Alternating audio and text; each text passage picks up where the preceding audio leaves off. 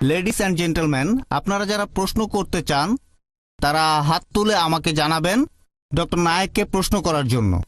এখানে আমাদের নিয়মটা হবে এরকম, আপনারা হাত তুলে আমাকে জানাবেন, তারপর আপনারা পোডিয়ামের উপর মাইক্রোফোনের সামনে দাঁড়াবেন, একবারে 5 জন করে। প্রশ্ন করার সময় পোডিয়ামে দাঁড়াবেন, আর উত্তর শেষ না হওয়া পর্যন্ত দয়া করে সেখানেই আপনারা থাকবেন, তারপর আপনার সিটে চলে যাবেন। তাহলে প্রথম প্রশ্ন এদিক থেকে, তারপর এদিকে, তারপর ওপাশে, এভাবে প্রশ্ন করা চলতে থাকবে। হাত তুলে আমাকে জানাবেন, উত্তর শেষ হলে সিটে বসে পড়বেন। গুড আফটারনুন, আমার নাম এজি ওসপ্রি, আমি অক্সফোর্ড ইউনিয়নের সেক্রেটারি। আমি একটা ছোট প্রশ্ন করব। আপনি বললেন যে হিজাব মহিলাদেরকে নিরাপত্তা দেবে। আমার মতে এই হিজাব অবশ্যই তাদের ছোট করে। যদি কোনো মহিলা এভাবে চিন্তা করে, এটার উত্তরে কি বলবেন? আপনার প্রশ্নটা যেন কি? আপনি আপনার লেকচারে হিজাবের কথা বললেন যে এটা নাকি মহিলাদের নিরাপত্তা দেবে। এখন একজন মহিলা যদি হিজাব পরার সিদ্ধান্ত নেয়, সেখানে তাহলে সে মহিলাকে ছোট করা হচ্ছে। বোন, সুন্দর প্রশ্ন করেছেন। আমি বলেছিলাম যে মহিলারা হিজাব পালন করবে। এখন হিজাব পালনের সিদ্ধান্ত নিয়ে মহিলারা তো নিজেকে ছোট করছে, এটা তাদের নিচু করছে। পবিত্র কোরআন পড়লে দেখবেন কোরআন এবং ইসলাম এই হিজাবের বিধান দিয়েছে। তার মানে মহিলারা শরীর ঢেকে রাখবে, যে অংশটা দেখা যাবে সেটা হচ্ছে মুখ আর কবজি পর্যন্ত হাত। এটা করা হচ্ছে শালীনতার জন্য। আর এই কথাটা যে শুধু কোরআনে বলা হয়েছে তা নয়, এই কথাটা বলা হয়েছে বাইবেলেও। বাইবেল পড়লে দেখবেন 1 তিমথি অধ্যায় নম্বর 2 অনুচ্ছেদ 9 বলা হয়েছে যে মহিলারা শালীনতার সাথে তাদের পোশাক পরবে। তাদের পোশাক হবে ভদ্র এবং তারা চুলে বড় খোপা করবে না, চুলে স্বর্ণ বা মুক্তা দেবে না। এরপর আরো বলা হয়েছে 1 করিন্থিয়ান্স অধ্যায় নম্বর 11 অনুচ্ছেদ 5 ও 6, যে মহিলা মাথা ঢেকে রাখে না সে নিজেকে অসম্মান করে, তার চুল কেটে দেওয়া উচিত। আমি এটার সঙ্গে একমত নয়, এখানে বাইবেলের উদ্ধৃতি দিচ্ছি। একইভাবে বেদ পড়লে দেখবেন বলা হয়েছে মহিলারা মাথা ঢেকে রাখবে। তাহলে সবগুলো ধর্মগ্রন্থই বলছে যে মহিলারা কাপড় দিয়ে মাথা ঢাকবে। এটা শালীনতার জন্য, এটা মহিলাদের ছোট করার জন্য নয়। আর আপনারা দেখবেন আমার বিরুদ্ধে একটা অভিযোগ করা হয়েছিল এরকম যে ডক্টর জাকির নায়েক বলেছেন মহিলারা যদি হিজাব না পরে আর যদি তারা পশ্চিমা পোশাক পরে তাহলে তাদের ধর্ষণের শিকার হওয়ার সম্ভাবনা থাকে। এখানেও আসলে ভুল উদ্ধৃতি দেওয়া হয়েছে। আমি বলেছিলাম যে মহিলারা খোলামেলা পোশাক পরলে ধর্ষিত হওয়ার সম্ভাবনা বেশি থাকে। আমি আরেকটা কথা বলি যে সানডে টাইমস পত্রিকা, যে পত্রিকা আমার বিরুদ্ধে খবর ছেপেছিল 1 বছর আগে 2009 সালে মার্চ মাসের 9 তারিখে সানডে টাইমসে এটা ছাপা হয়েছিল যে ব্রিটেনে প্রতি 7 জনে 1 জন মনে করে যেসব মহিলারা খোলামেলা পোশাক পরে তাদের আঘাত করা উচিত। দুঃখিত, আমি এটার সঙ্গে একমত নই। এটা একটা পরিসংখ্যান যেটা দেওয়া হয়েছিল সানডে টাইমস পত্রিকায় 2009 সালে মার্চ মাসের 9 তারিখে, যে ব্রিটেনে প্রতি 7 জনে 1 জন ব্রিটিশ মনে করে যে মহিলারা খোলামেলা পোশাক পরে তাদের আঘাত করা উচিত। এর সঙ্গে আমি একমত নই। এছাড়াও আরেকটা খবর ছাপা হয়েছিল, সেটা 2005 সালে সেই একই পেপার সানডে টাইমস, বলা হয়েছে যে ব্রিটিশদের মধ্যে শতকরা 26 জন মনে করে যে খোলামেলা পোশাক মহিলাদের ধর্ষিত হওয়ার পেছনে আংশিক বা সম্পূর্ণভাবে দায়ী। তাই আমি মনে করি আপনি যত বেশি শালীনভাবে পোশাকটা পরবেন তত বেশি সম্মান পাবেন। তাই ইসলামে মহিলাদের জন্য এই হিজাবের বিধান দেওয়া হয়েছে তাদের ছোট করার জন্য নয়, উপরে তোলার জন্য। আমি একমত যে কালচারে পার্থক্য থাকবে। ইসলাম কাউকে পালন করার জন্য জোর করতে পারে না। কালচারে পার্থক্য থাকবে। যেমন ধরেন, আমি একটা উদাহরণ দিচ্ছি যে কিছু সমাজে তারা মনে করে যে মহিলাদের দিকে তাকানোটাও অভদ্রতা। কিছু সমাজ মনে করে তাকালে কোনো সমস্যা নেই, তবে কোনো মহিলাকে স্পর্শ করলে অভদ্রতা। আবার কিছু সমাজ মনে করে হ্যান্ডশেক করলে কোনো সমস্যা নেই। কিছু সমাজ মনে করে চুমু দিলেও সমস্যা নেই। কিছু সমাজ মনে করে একটা ছেলে আর একটা মেয়ে নিজের ইচ্ছা যা কিছু করতে পারে, সমস্যা নেই। তাহলে এক এক সমাজে এক এক কালচারে এক এক রকম নিয়ম কানুন দেখতে পাবেন। একবার গিয়েছিলাম আমেরিকায় একটা লেকচার অনুষ্ঠানে। একজন আমেরিকান বললেন, তোমাদের প্রাচ্যের মহিলারা খুবই অভদ্র। অবাক হলাম। বললাম, আপনি প্রাচ্যের মহিলাদের অভদ্র বলছেন কেন? তিনি তখন বললেন, তোমাদের প্রাচ্যের মহিলারা তারা পেট অনাবৃত রাখে। তাহলে আমেরিকা আর পশ্চিমা দেশগুলোতে পেট ঢেকে না রাখাটা হচ্ছে অভদ্রতা, আর ভারতে পেট না ঢাকাটা অভদ্রতা নয়, শর্টস পরাটা হচ্ছে অভদ্রতা। তাহলে বোন, আপনাকে বুঝতে হবে কালচারে পার্থক্য থাকবে, নিয়মে পার্থক্য থাকবে। ইসলাম জোর করতে পারে না পালন করার জন্য। পবিত্র কোরআনে পরিষ্কার বলা হয়েছে সূরা বাকারা অধ্যায় 2 আয়াত নম্বর 256, লা ইকরাহা ফিদ্দিন, দিনের ব্যাপারে কোনো জবরদস্তি নেই। তবে যদি একজন মহিলা হিজাব পালন করতে চায়, কারণ তারা মনে করে যে এভাবে শালীন থাকবে, সম্মান পাবে। আমার মতে অন্য মহিলাদের দ্বিমত হওয়া উচিত না। আমি যখন যুক্তরাজ্যে গেছিলাম তখন হাজার হাজার মহিলাকে দেখেছি আমি, যারা মাথা ঢেকে রেখেছে। তারা মনে করে এতে মর্যাদা বাড়ছে, কারণ হচ্ছে শালীনতা। আশা করি উত্তরটা পেয়েছেন। আমার প্রশ্নটা হলো, আপনি বলেছেন আপনি শান্তি প্রচার করেন, আপনি ইসলাম ধর্মের শান্তির ধারণাটা খুব সুন্দরভাবে বললেন। আপনার মাইক্রোফোনের সামনেও লেখা আছে পিস, তার মানে শান্তি। আমিও আপনার সাথে অনেক বিষয়ে একমত। আমার প্রশ্ন হচ্ছে, তারপরেও কেন আপনার কথাগুলোকে বিতর্কিত হিসেবে দেখা হয়? ইসলামিক বিশ্বে বিভিন্ন মুসলিম বিশেষজ্ঞগণ তারা আপনার কথাগুলোকে ভুল বলে মনে করেন। এরকম হওয়ার কারণটা কি? আপনি বললেন যে হোম সেক্রেটারি আপনাকে যুক্তরাজ্যে নিষিদ্ধ করেছেন মিডিয়ার ষড়যন্ত্রের কারণে। তারপরেও অনেকেই কেন আপনার কথাগুলোকে অপছন্দ করে? ভাই, খুব সুন্দর প্রশ্ন করেছেন। আমি যদি শান্তির বাণী প্রচার করি, শান্তি প্রচার করি, তারপরও অনেকে আমার বিরুদ্ধে, মুসলিম আছে, অমুসলিম আছে, যুক্তরাজ্যের হোম সেক্রেটারি। ভাই, আপনাকে বুঝতে হবে, যখন কেউ জনপ্রিয় হয়ে যায় তখন অবশ্যই তার বিরুদ্ধে কিছু লোক থাকবে। সেই জনপ্রিয় মানুষটা ভালো কাজ করতে পারে, খারাপ কাজও করতে পারে। আমি আপনাকে একটা সুন্দর উদাহরণ দিচ্ছি। বর্তমানে মাইকেল এইচ হার্ট নামে একজন লেখক, তিনি একটা বই লিখেছেন, পৃথিবীর ইতিহাসে প্রভাবশালী 100 জন মানুষ। তিনি খ্রিস্টান হলেও তালিকায় 1 নম্বরে রেখেছেন সবচেয়ে প্রভাবশালী মানুষ নবী মুহাম্মদ সাল্লাল্লাহু আলাইহি সাল্লামকে। এমনিতেও দেখবেন যে মুসলিমরা তাদের নবীকে ইতিহাসের সবচেয়ে গুরুত্বপূর্ণ আর প্রভাবশালী মানুষ বলে মনে করে থাকে। অনেক অমুসলিমও ব্যাপারটাকে এভাবেই দেখে থাকে। তবে যদি ভালো করে দেখেন যে এই পৃথিবীতে যে মানুষটার বিরুদ্ধে সবচেয়ে বেশি বই লেখা হয়েছে তিনিও নবী মুহাম্মদ সাল্লাল্লাহু আলাইহি সাল্লাম। সেই বইটাতে তালিকায় 2 নম্বরে আছেন স্যার আইজ্যাক নিউটন। তিনি আসলে সব মানুষের কাছে সেভাবে পরিচিত নন, তিনি ছিলেন বিজ্ঞানী। সেই তালিকায় 3 নম্বরে আছেন যীশু খ্রিস্ট বা ঈসা আলাইহিস সালাম। খেয়াল করলে এটাও দেখবেন, পৃথিবীর ইতিহাসে যার বিরুদ্ধে দ্বিতীয় সর্বোচ্চ বই লেখা হয়েছে তিনি হলেন যীশু খ্রিস্ট বা ঈসা আলাইহিস সালাম। এই বইগুলো দেখে আমি কি এমন সিদ্ধান্ত নেব যে নবী মুহাম্মদ সাল্লাল্লাহু আলাইহি ওয়াসাল্লাম এবং যীশু খ্রিস্ট বা ঈসা আলাইহিস সালাম তারা ভালো মানুষ ছিলেন না? আপনাকে বুঝতে হবে, যখন কেউ জনপ্রিয় হয়ে যায় অবশ্যই তার বিরুদ্ধে কিছু লোক দাঁড়িয়ে যাবে। আর যুক্তরাজ্যের হোম ডিপার্টমেন্টের কথা অনুযায়ী 2009 সালে আমি যখন এসেছিলাম এখানে, একটা বিশ্বস্ত সূত্রে আমি জেনেছিলাম যুক্তরাজ্যের হোম ডিপার্টমেন্টের তথ্য অনুযায়ী পৃথিবীতে সবচেয়ে জনপ্রিয় ইসলামিক স্যাটেলাইট চ্যানেল হচ্ছে পিস টিভি। আর যুক্তরাজ্যের সবচেয়ে বেশি যে ইসলামিক স্যাটেলাইট চ্যানেল দেখা হয় সেটাও পিস টিভি। শুধুমাত্র মুসলিমরা যে দেখে তা নয়, অনেক অমুসলিমও পিস টিভি দেখে।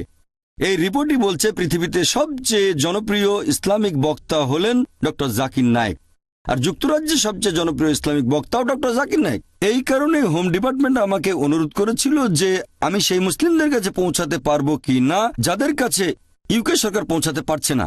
তবে এখন সরকার পরিবর্তন হয়েছে আর আমার মনে হয় এটা আসলে একটা রাজনৈতিক পদক্ষেপ, কোনো আইনি পদক্ষেপ নয়।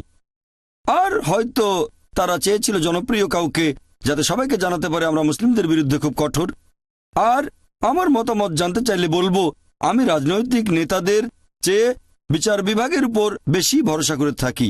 আমার মতে এরকম হয়েছে জনপ্রিয়তার কারণেই, আর এটা আসলে একটা রাজনৈতিক সিদ্ধান্ত, আইনি সিদ্ধান্ত নয়। আর ইনশাল্লাহ আল্লাহ তাআলা চাইলে এই এক্সক্লুশন অর্ডারটাকে বাতিল করবে কোর্ট অব আপিল। আশা করি উত্তরটা পেয়েছেন। ধন্যবাদ। আমার নাম মিলিয়াস প্যালিওলাস, পেশায় একজন আইনজীবী, ঐতিহাসিক এবং ধর্ম বিশেষজ্ঞ।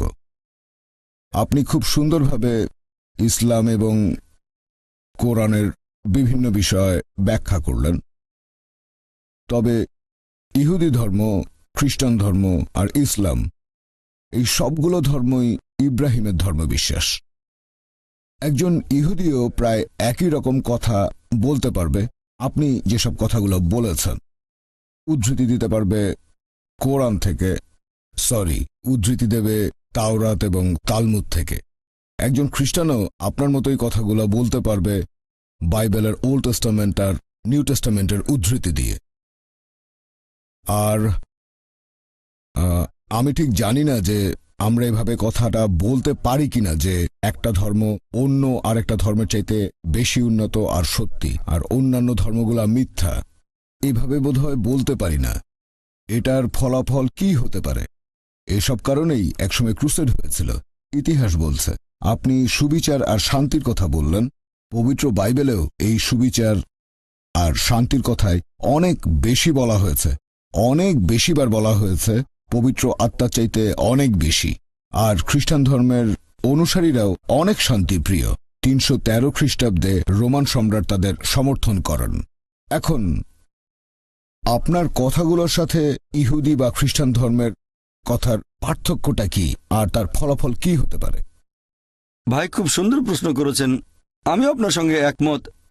যদি ইহুদিদের ধর্মগ্রন্থ পড়ে দেখেন, খ্রিস্টান ধর্মগ্রন্থ, সেখানেও দেখবেন শান্তির কথা আছে। আমি আমার কোনো লেকচারে এরকম কথা কখনোই বলিনি যে অমুক ধর্মটা শান্তির বিরুদ্ধে অথবা অমুক ধর্মটা সন্ত্রাসবাদকে সমর্থন করে। আমি বলেছি সবগুলো ধর্মই সন্ত্রাসবাদের বিরুদ্ধে। আমি আমার লেকচারে আরেকটা কথাও বলেছিলাম যে কোরআনের একটা আয়াত সূরা মাইদা অধ্যায় 5 আয়াত 32, এই আয়াতটা খুব জোরালোভাবে বলছে। আমি অন্য কোনো ধর্মগ্রন্থে এরকম কোনো কথা দেখিনি, কারণ আমি কম্পারেটিভ রিলিজনের ছাত্র। আয়াতটা বলছে যদি আপনি একজন নিরীহ মানুষকে হত্যা করেন তাহলে আপনি যেন পুরো মানুষ জাতিকে হত্যা করলেন, আর যদি একজন নিরীহ মানুষের জীবন বাঁচান তাহলে যেন পুরো মানুষ জাতিকে বাঁচালেন। এটা মাত্র একটা আয়াত। তবে সাধারণভাবে আমি একমত যে বেশিরভাগ ধর্ম, প্রায় সবগুলোই শান্তির বাণী প্রচার করে। এই কারণে যীশু খ্রিস্ট বা ঈসা আলাইহিস সালাম বলেছিলেন, নিউ টেস্টামেন্টের গসপেল অফ লুক অধ্যায় নম্বর 24 অনুচ্ছেদ 36, তিনি উপরের ঘরে গিয়ে তাঁর শিষ্যদের উদ্দেশ্যে বলে উঠলেন সালাম আলাইকুম। এটার মানেও একই, তোমাদের উপর শান্তি বর্ষিত হোক হিব্রুতে। তাহলে দেখা যাচ্ছে যীশু খ্রিস্ট বা ঈসা আলাইহিস সালামও সম্ভাষণ করতে গিয়ে বললেন সালাম আলাইকুম। আর এই কথাটাকে যদি আরবি করেন হবে আসসালামু আলাইকুম, শান্তি বর্ষিত হোক। আপনি বললেন একটা ধর্ম আরেকটা ধর্মের চেয়ে উন্নত নয়। আমার মতে আমি বিশ্বাস করি আল্লাহ মাত্র একটাই ধর্ম পাঠিয়েছেন, তিনি অনেকগুলো ধর্ম পাঠাননি। পবিত্র কোরআন বলছে যে আল্লাহ মানুষ জাতিকে বিভক্ত করেছেন বিভিন্ন গোত্রে, বিভিন্ন বর্ণে, বিভিন্ন ভাষায়, যাতে একে অন্যের সাথে পরিচিত হতে পারে, এজন্য না যাকে অন্যকে ঘৃণা করবে। একমাত্র আল্লাহ তাআলা যে ধর্মটা পাঠিয়েছেন সব নবী রাসূলগণের কাছে, হোক তিনি মুসা অথবা হোক যিশু বা ঈসা আলাইহিস সালাম, মুসা আলাইহিস সালাম, মুহাম্মদ সাল্লাল্লাহু আলাইহি সাল্লাম, সেটা হচ্ছে আল্লাহর কাছে নিজের ইচ্ছাকে সমর্পণ করা। আর আমি বিশ্বাস করি যে নবী রাসূলগণ সবাই, যেমন ধরেন আদম, নূহ, মুসা, যিশু, মুহাম্মদ, তারা সবাই শান্তিতে থাকুন। তারা সবাই একটা ধর্মই প্রচার করেছেন, এক আল্লাহকে বিশ্বাস করা আর তার ইবাদত করা, আল্লাহ তাআলার কাছে নিজের ইচ্ছাকে সম্পূর্ণভাবে সমর্পণ করা। আশা করি উত্তরটা পেয়েছেন। Good evening doctor Zakir Naik. আমার নাম ডক্টর রামসি, অক্সফোর্ড থেকে, ইউনিভার্সাল পিস অর্গানাইজেশনের অ্যাম্বাসেডর। এছাড়াও আমি মুসলিম কাউন্সিল অব ব্রিটেনের একজন সদস্য। প্রথমেই বলবো আপনি অসাধারণ একটা কাজ করেছেন, আলহামদুলিল্লাহ।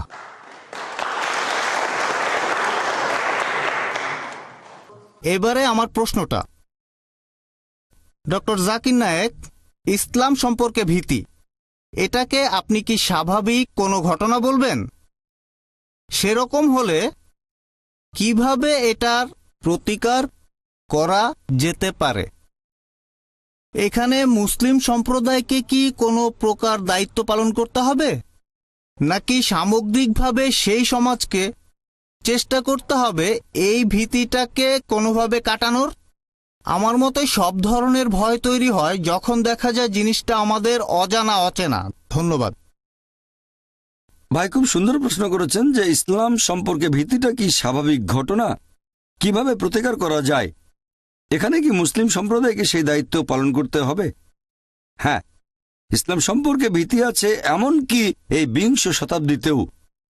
আর আমি আমার লেকচারে বলেছিলাম আমার মতে ইসলাম সম্পর্কে এই ভীতির অন্যতম একটা কারণ হচ্ছে এই মিডিয়া।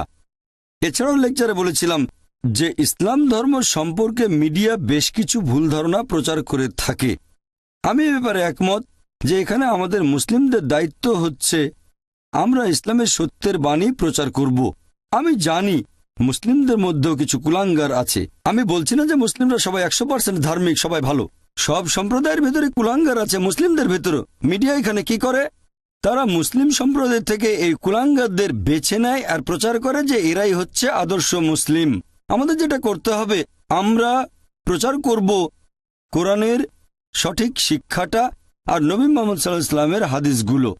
আর যদি কোনো মুসলিম এমন কোনো কাজ করে যেটা ইসলাম ধর্মের বিরুদ্ধে যায়, সেটা যদি সন্ত্রাসবাদ হয়ে থাকে, যদি নিরীহ মানুষকে মারা হয়, তাহলে আমাদের মুসলিমদের দায়িত্ব এই সব লোকদের জানানো যে এটা হচ্ছে হারাম। কিছু মানুষ ভুল পথে পরিচালিত হয়েছে আর তাদের ব্রেন ওয়াশ করা হয়েছে।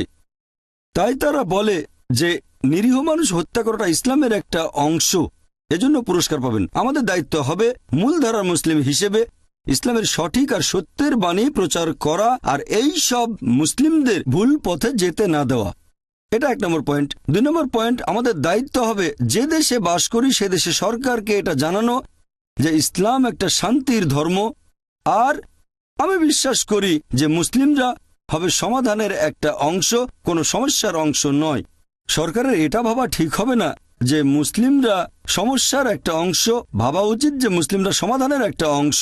এই একই পরামর্শ আমি ভারতের পুলিশকেও দিয়েছি আর বোম্বের পুলিশ সদস্যদের সাথে প্রায় দেখা সাক্ষাৎ হয়। আমি তাদের বলি যে মুসলিমদের ব্যাপারে আপনারা বিশ্বাস করতে পারেন, সবচেয়ে ভালো হয় যদি কথাবার্তা বলেন। আমি বিভিন্ন দেশের পুলিশ অফিসারদের সাথে কথা বলেছি, আমরা চেষ্টা করব বিভিন্ন প্রশ্নের উত্তরগুলো দিতে, ভুল ধারণাগুলো তাদের কাছ থেকে দূর করে দিতে, আর প্রমাণ করব যে ইসলাম আসলে একটা সহনশীল ধর্ম, এটা শান্তির ধর্ম। আর আপনি যদি ইসলামের শিক্ষাগুলো জানেন তাহলে আপনি তাকে কখনোই ভয় পাবেন না যে সত্যিকারের মুসলিম। আমি মুসলিম সম্প্রদায়ের কুলাঙ্গাদের কথা বলছি না। আশা করি উত্তরটা পেয়েছেন।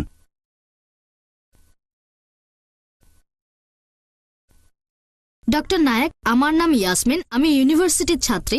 আমার প্রশ্নটা আগের প্রশ্নটার একটা প্রসঙ্গ থেকে। আপনি বলেছিলেন যে আপনি যুক্তরাজ্যে আসতে চেয়েছিলেন কারণ আপনি সেই মুসলিমদের কাছে পৌঁছাতে চেয়েছিলেন যাদের কাছে সরকার পৌঁছাতে পারছে না। এখন আপনার মতে যুক্তরাজ্যের সরকার ঠিক কোন কারণে ব্রিটেনের মুসলিমদের কাছে সেভাবে পৌঁছাতে পারছে না? ধন্যবাদ। বোন, আপনি প্রশ্ন করেছেন যে আমি যুক্তরাজ্যে আসতে চেয়েছিলাম সেই সব মুসলিমদের কাছে পৌঁছানোর জন্য যাদের কাছে সরকার পৌঁছাতে পারছে না। আপনার বুঝতে একটু ভুল হয়েছে বোন। আমি বলেছিলাম Charles Farr, office for security and counter টেররিজমের ডিরেক্টর জেনারেল মনে করেন যে আমি সেই সব মুসলিমদের কাছে পৌঁছাতে পারি যাদের কাছে সরকার পৌঁছাতে পারছে না। তিনি মনে করেন, আমি না। আর আমি যেটা মনে করি, এখানে হোম ডিপার্টমেন্টের কাছে এই তথ্যটা ছিল যে পিস টিভি হচ্ছে যুক্তরাজ্যের সবচেয়ে জনপ্রিয় ইসলামিক স্যাটেলাইট টিভি চ্যানেল। মুসলিমরা দেখেন, পাশাপাশি অমুসলিমরা দেখেন। আর সবচেয়ে জনপ্রিয় বক্তা হোম ডিপার্টমেন্টের কথা অনুযায়ী, আমার না, হোম ডিপার্টমেন্টের কথা অনুযায়ী ডক্টর জাকির নায়েক। তিনি মনে করেছিলেন আমি তাদের কাছে পৌঁছাতে পারবো, আর তিনি হয়তো ভেবেছিলেন আমার কথাগুলো প্রভাব ফেলবে, আর তিনি হয়তো আমার কথাগুলো প্রসঙ্গসহ পড়েছেন। সেই কারণেই তিনি হোম সেক্রেটারি টেরেসা মের পাশ করা সেই এক্সক্লুশন অর্ডারের বিরুদ্ধে ছিলেন। আশা করি উত্তরটা পেয়েছেন। আপনার মতে তার যুক্তিটা কি ছিল? কারণটা কি হতে পারে যে জন্য সরকার মুসলিমদের কাছে পৌঁছাতে পারছে না? হ্যাঁ, যদি আমার মতামত জানতে চান যে আমি চার্লস ফারের দৃষ্টিভঙ্গিটার সাথে একমত কি না যে সরকার পৌঁছাতে পারছে না, হ্যাঁ আমি একমত। আমি তার সাথে একমত, কারণ আগের প্রশ্নের উত্তরে আমি বলেছিলাম সরকারের এভাবে ভাবা উচিত নয় যে মুসলিমরা সমস্যার একটা অংশ, সরকারের ভাবা উচিত যে মুসলিমরা সমাধানের একটা অংশ।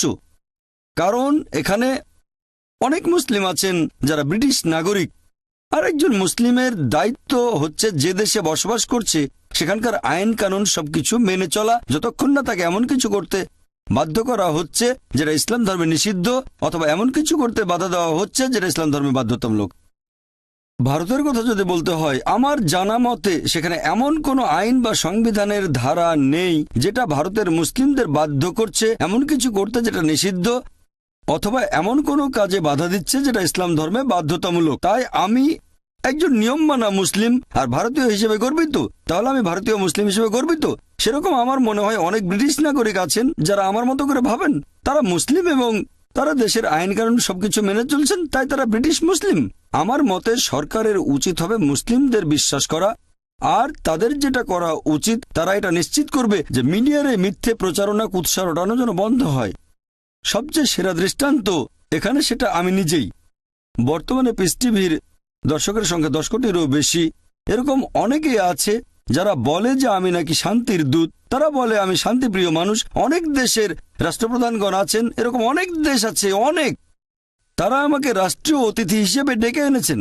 আপনি কি বলবেন এতজন রাষ্ট্রপ্রধান, বিভিন্ন দেশের প্রেসিডেন্ট, প্রধানমন্ত্রী, রাজা, তাদের সাথে কথা বলেছি, আমি ডিনার করেছি, আপনি কি বলবেন তারা এমন লোককে ডেকেছে যে সন্ত্রাসবাদকে সমর্থন করে, যে শুধু ঘৃণা প্রচার করে?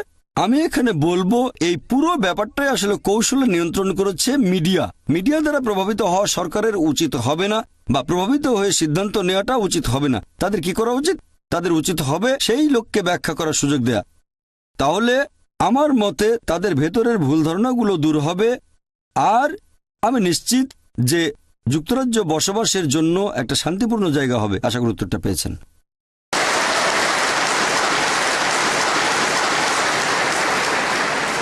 আমরা অনুষ্ঠানটি পরিচালনা করলাম স্যাটেলাইট লিংকের মাধ্যমে। যাই হোক, আমি এবার সবাইকে অনুরোধ করব, আসুন সবাই মিলে ডক্টর নায়েককে লেকচারের জন্য ধন্যবাদ জানাই। তারপর অনুষ্ঠান শেষ করার জন্য আমরা চলে যাব পিস টিভি স্টুডিওতে। এখানেই শেষ করছি। আমি জেমস ল্যাংম্যান, ধন্যবাদ।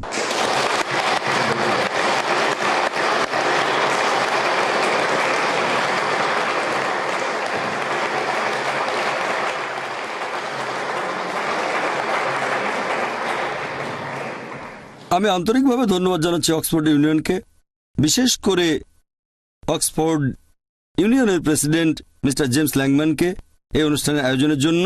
তারা যেভাবে আমাকে আমন্ত্রণ জানিয়েছেন সেটারও প্রশংসা করছি এই লেকচারের জন্য। আর এছাড়াও যুক্তরাজ্যের লোকজন এই অনুষ্ঠানটি সরাসরি সম্প্রচার হতে দেখবে যে আমি এমন একজন মানুষ যে শান্তির বাণী প্রচার করে। সরাসরি সম্প্রচারে কোনো কিছু এডিট করা যায় না, কোনো কিছু বদলানো হয় না। আপনি এই সরাসরি সম্প্রচারে ভরসা করতে পারেন। ইউটিউবের ক্লিপে সেই ভরসাটা নেই, সেটা বদলানো যেতে পারে। আমি আবারও অক্সফোর্ড ইউনিয়নের সদস্যদের আন্তরিক ধন্যবাদ জানাচ্ছি। আমি আশা করছি খুব শিগগিরই যখন এক্সক্লুশন অর্ডারটা বাতিল করা হবে, ইচ্ছে আছে আমি নিজে একবার অক্সফোর্ড ইউনিয়নে এসে সদস্যদের সাথে পরিচিত হব।